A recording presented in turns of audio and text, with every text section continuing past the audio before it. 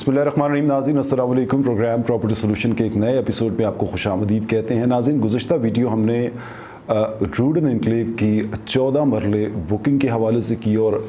NOC के हवाले से भी हमारे प्रोग्राम के अंदर डिस्कशन रही, जिसके ऊपर जहां हमें बहुत सा पॉजिटिव फीडबैक आया, वहीं हमें बहुत से क्रिटिसिज्म का भी सामना करना पड़ा।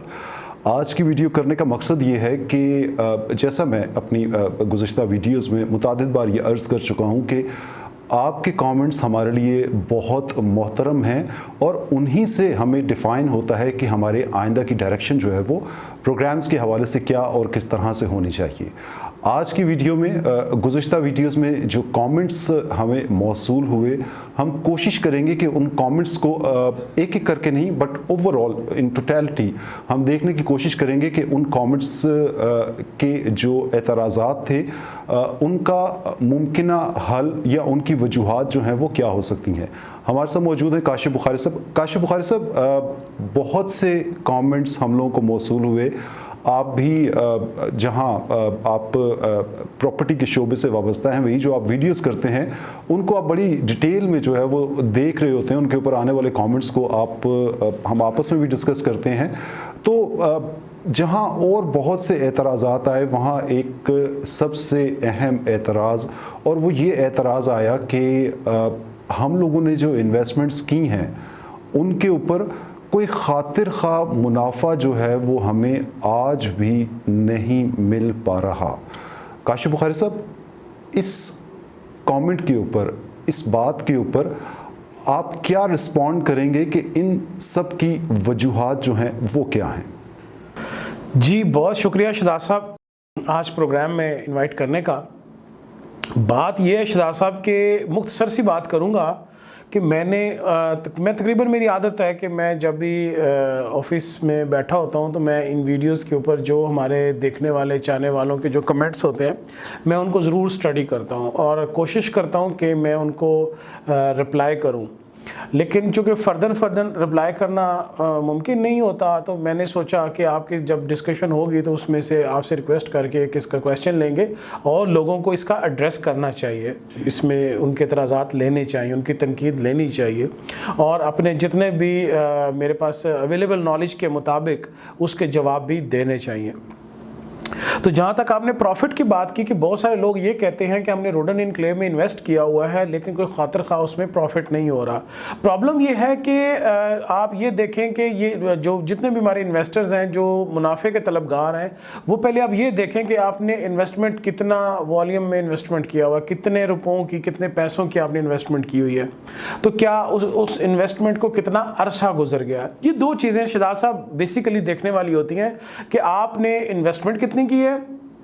और आपकी इन्वेस्टमेंट को अरसा कितना गुजर गया है। प्रॉब्लम यह है कि YouTube के ऊपर या जितने भी हमारे रियल्टर्स हैं या जितने हमारे डीलर्स रहा, जिनके ऑफिसेज में हमारे इन्वेस्टर या हमारे जो परचेजर्स हैं ये जाते हैं, तो वो मुनाफों की वो तनासब और उनको वो मिकदार और वो मिसालें और वो रेशोज़ दिखाई जाती हैं कि जिनके अंदर एक होशरबा किस्म का मुनाफा होता है, लेकिन वो ये बताना भूल जाते हैं कि उसको ड्यूरेशन कितना गुजर चुका है। आपके कहने का मकसद ये है कि हक़ाइक़ के मुनाफी ग्राउंड रियलिटीज़ जो हैं वो दिखाई जाती हैं, मुनाफी चीज़ें बताई जाती हैं, लेकिन इस तरह बताई जाती हैं कि ख़रीदार जो है वो कन्विंस हो जाता है कि शायद आज मैं अगर जो 2,40,000 की या 3,60,000 रुपए की या 5,40 की जितने की भी मैं फ़ाइल ख़रीद रहा हूँ, तो शायद हफ्ता 10 दिन बाद, महीने 2 महीने बाद इसके ऊपर भी मुझे 40-50 लाख रुपया प्रॉफिट आ जाएगा। ये किसी कसिनो में तो हो सकता है शहजाद साहब, या किसी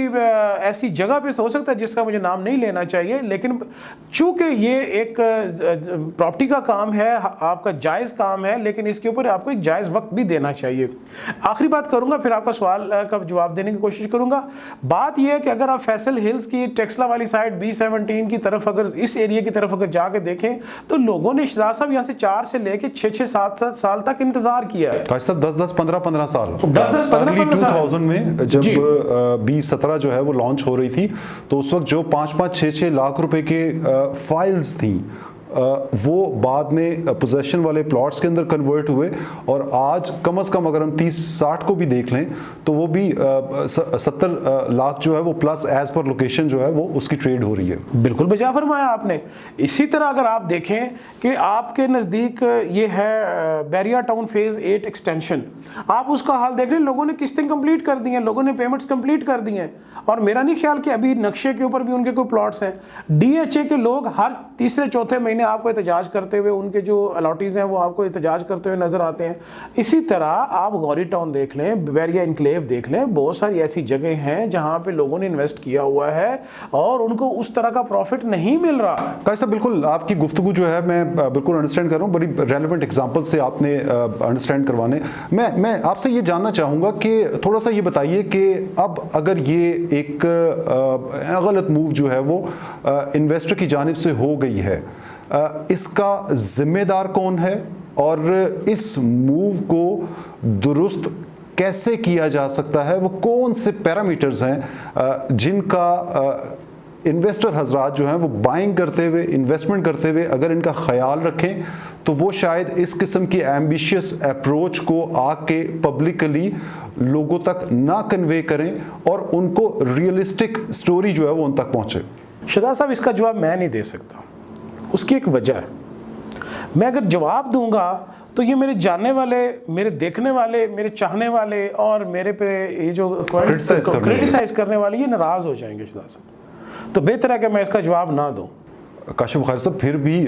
कुछ तो आपको मेरा ख्याल है कन्वे करना चाहिए प्रोग्राम प्रॉपर्टी सोल्यूशन, और उसमें आपको जहमत देने का मकसद ही ये होता है कि हम लोगों को अवेयरनेस, एजुकेशन और नॉलेज जो है वो कन्वे करें ताकि लोग किसी बड़े नुकसान से बच सकें। शाह साहब, फिर मेरी आपसे के ज़रिए से मैं डायरेक्ट मुखातिब नहीं होता अपने देखने वालों से, मैं बजरिया शहजाद साहब मुखातिब होता हूँ। मेरी बात को अगर माइंड ना करें और गुस्सा ना करें, तनकीद खुल के करें, मैं आपके उन तमाम चलें काशिफ साहब, आप एक लम्हे के लिए अज्यूम कर लीजिए कि वो कमेंट करने वाला कोई और यूट्यूब का दूसरा यूजर नहीं है, वो मैं ही हूँ। मैं नहीं आपके ऊपर फरमाइए आप। क्योंकि मेरे लिए सारे मोहतरम है, मेरे लिए सारे काबिल एहतराम है। अब मैं जवाब देता हूँ। उस्ताद साहब, स्टोरी इस तरह है कि इसकी जिम्मेदारी जो है उन्हीं पे आयद होती है जिन्होंने उन गैर माकूल डीलर्स से चीज़ें परचेज़ की जिनमें इतनी शक्कत भी नहीं है कि वो आपकी परचेज करदा जो फाइल है या प्लॉट है या इन्वेस्टमेंट है उसको बाय बैक कर सकें। ठीक है। अगर उनमें इतनी कैपेसिटी नहीं थी, हम पंजाबी में कहते हैं इतना तपड़ नहीं था, तो आपने इतनी बड़ी इन्वेस्टमेंट क्यों करवाई अपने इन्वेस्टर की? आपने अपने एंड यूज़र को इतनी बड़ी इन्वेस्टमेंट में क्यों फंसाया कि जब आप उसको मैनेज नहीं कर सकते? और दूसरी बात, आप एक ऐसे बंदे के हाथ में अपनी इन्वेस्टमेंट दे रहे हैं जो इस चीज़ की गारंटी नहीं ले रहा कि वो आपकी इन्वेस्टमेंट को जो है वो सिक्योर करेगा, आपकी इन्वेस्टमेंट को बढ़ाएगा, या आप उसके दिखाने वाले सब्ज बागों के अंदर झूम रहे हैं और घूम रहे हैं और एंजॉय कर रहे हैं। तो मेरा ख्याल है कि आपको फिर इसी सब्ज बाग के अंदर जो आप फिरें टुरें एंजॉय करें और देखें और वो ही ख्याली हवाएं लें और ख्याली मुनाफा लें और घूमते रहें, क्योंकि आप एक ऐसे डीलर्स के हथे लग गए थे जिसने आपको सब्ज बाग दिखाए, जिसने आपकी इन्वेस्टमेंट की रिस्पॉन्सिबिलिटी नहीं ली, उसने आपको सही पिक्चर नहीं दिखाई और उसने आपको सही ड्यूरेशन नहीं दिखाया, बताया कि जिसमें आप मुनाफा गेन कर सकते हैं। आपने डाउन पेमेंट के बाद रूडन इनक्लेव को कितनी किस्तें दी हैं, मेरा सवाल है आपसे। ठीक है। आपको जो प्लान बनाया गया था 3 साल का या 4 साल का है, क्या वो प्लान मुकम्मल हो चुका है? ठीक है। आप मुझे बताएं कि आपकी अगर फाइल प्रॉफिट पे नहीं है या आपकी इन्वेस्टमेंट डूब गई है, आपने क्या मुझे इस चीज़ का बताएं कि कभी आपने अपने डीलर से इससे जाके पूछा कि जब आपने मुझे ये टाइम ड्यूरेशन बताया था उसके मुताबिक डेवलपमेंट नहीं हो रही और आप मुझे लेके चले सोसाइटी ऑफिस में? काशिफ बुखारी साहब, इसका ये मतलब हुआ कि आप रियल्टर को भी कसूरवार ठहरा रहे हैं और साथ ही साथ आप इन्वेस्टर को भी कसूरवार ठहरा रहे हैं, बट सोसाइटी के बारे में जो आपके ऊपर एक ब्लेम आता है कि आप रूडन एनक्लेव और इस सोसाइटी की मोहब्बत में गिरफ्तार हैं और आप बस जो चीज़ ग्राउंड के ऊपर एग्जिस्ट नहीं भी कर रही होती वो भी आप रूडन के पलड़े में डाल के लोगों को जो है वो मिसलीड कर रहे होते हैं। शहजाद साहब, ऐसा नहीं है। आप एक इस परसेप्शन को ना इतना बढ़ाएं, उसकी एक वजह है देखिए, मैं ये चाहता हूँ अपने जो देखने वाले हैं उनको मैं ये रियलाइज़ करवाना चाहता हूँ कि चूँकि मैं सोसाइटी के साथ राब्ते में रहता हूँ उसकी मैनेजमेंट से, ठीक है, तो सोसाइटी पे तो तनकीद आपकी तब बनती है कि जैसे अभी मैंने कुछ देर पहले अर्ज़ की कि आपने अपनी वो तमाम कमिटमेंट्स जो प्लॉट लेते हुए, बुकिंग करवाते हुए जो आपने इंस्टॉलमेंट प्लान डिस्कस किया, और उस वक्त आपके डीलर्स ने, आपके रियल्टर ने जो आपको चीज़ें बताई, प्लान ऑफ एक्शन सारा बताया, क्या उसकी तरफ 50% भी चीज़ें जा चुकी हैं? अगर तो जा चुकी हैं तो फिर आप बजरिया अपने रियल्टर या बजरिया उस डीलर के जिसके ज़रिए से आपने फाइल्स परचेज़ की, आप उसका गिरेबान पकड़ें, आप उसको कटहरे में लाएं, आप उसको फ़ोन करें, आप उससे पूछें, मुझे बिल्कुल आप तनकीद करें, मुझे मैसेज करें, मेरे से क्वेश्चन करें, मुझे आप बिल्कुल तनकीद का निशाना बनाएं, लेकिन आप उस डीलर को क्यों नहीं पकड़ते या उसको कॉल करके क्यों नहीं पूछते कि भाई साहब आपने मुझे प्लॉट लेके दिया, अब उसकी करंट सिचुएशन क्या है? यानी कि आपके ख्याल में डीलर को जो है वो क्लीन चिट बिल्कुल भी नहीं देनी चाहिए। अगर जिस रियल्टर ने आपको गलत जगह पर इन्वेस्टमेंट के लिए मोटिवेट किया और आप उसके ऊपर कन्विंस हो गए, दैट मीन्स कि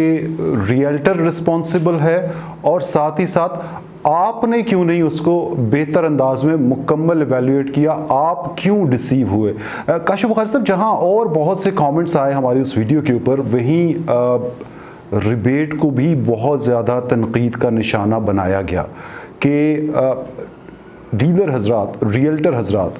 अपने रिबेट को टारगेट किए हुए होते हैं और उनको इससे कोई गर्ज नहीं होती कि वो किसी की 2, 4, 5 लाख या 1 और 2 मिलियन की इन्वेस्टमेंट जो है वो करवा रहे होते हैं। उनका मतमा नज़र, उनका टारगेट जो है वो सिर्फ रिबेट होता है। शहजाद साहब, रिबेट हमारा और मेरी रियल्टर कम्युनिटी का हक है, ठीक है, ये कोई चोर बाजारी नहीं है, ये मेरा हक है, ये ख़रीदार को भी पता है, ये सोसाइटी को भी पता है। लेकिन कभी ऐसा हुआ है कि जब आपके रियल्टर ने, आपके डीलर ने आपको जो प्लॉट लेके दिया और जब उसके ऊपर 40 लाख रुपया प्रॉफिट हुआ, तो कभी आपने उसमें से 10 लाख रुपया डीलर को भी दिया, रियल्टर को भी, यार ये मुझे मुनाफा हो गया, ये मैं उसको दे दूँ,